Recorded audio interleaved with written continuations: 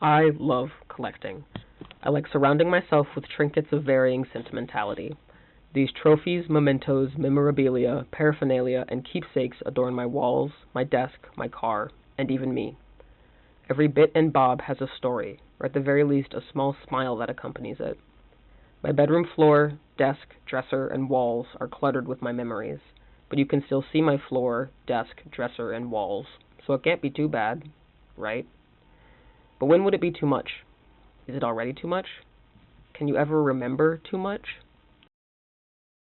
I come from a long line of collectors. I think it's in my blood. My mom collects paper and art supplies to use in the future.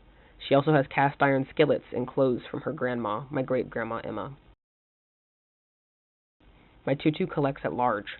Her parents and cousins live on in her garage, closets, and attic. Her house is an ever-evolving exhibit of her children's and grandchildren's lives.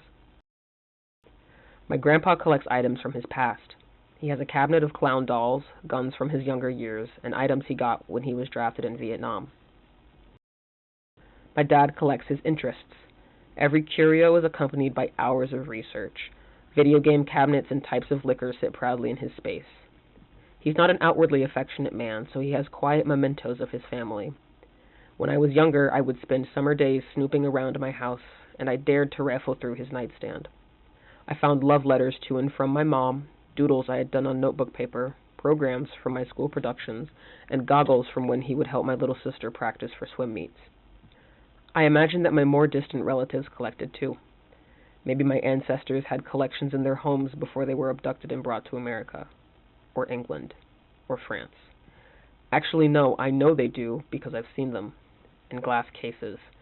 Not like the cabinets full of memories that my tutu has, but an institutional vice grip on the culture of people's past.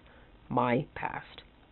From expeditions in the name of supremacy disguised as manifest destiny to upheave, invade, and loot. They are now wearing the formal garb of education and art. Where a common human curates out of sentimentality, this curation stems from a grotesque greed for more from a people who have already had so much taken. So I could imagine that my ancestors had to start their collections from scratch, again and again and again. I think collecting also comes with age. After treading the earth for over half a century, belongings will undoubtedly accumulate. Older people's collections feel more earthy and homey. Maybe they're more focused? Collectors my age are like pixies who snag receipts, art, charms, odds and ends to display in our respective spaces. Older collectors feel like archivists, aged pixies who have refined their collecting into curating. The years have turned their trinkets into artifacts as if they've been seasoned by time like cheeses or wines. Maybe the stories that their collections house give them body. I don't know how they're any different from the stuff that my friends and I have in our spaces and homes, but collecting is a luxury. Having the means, stability, and shelter to accrue souvenirs from one's lifetime isn't a given, so having an archive of escapades is a testament to a lifestyle that's envied by many. I can't afford to accumulate as much as I would like.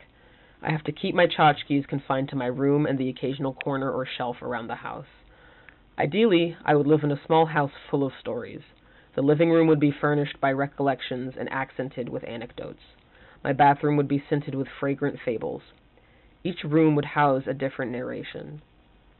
I also, occasionally, very occasionally, think about if I were to have children. Which of my belongings would become playthings? What would be a lovey that my child would steal from my closet or drawers? Would my trinkets pass and rapture my child's imagination? What would be passed down after I'm gone? What would my children want to inherit? What would be cast to an estate sale? These wonderances are brief, but still flit across my consciousness from time to time. But for now, I, a single 21-year-old art student and renter, can only imagine as I slowly grow my collection.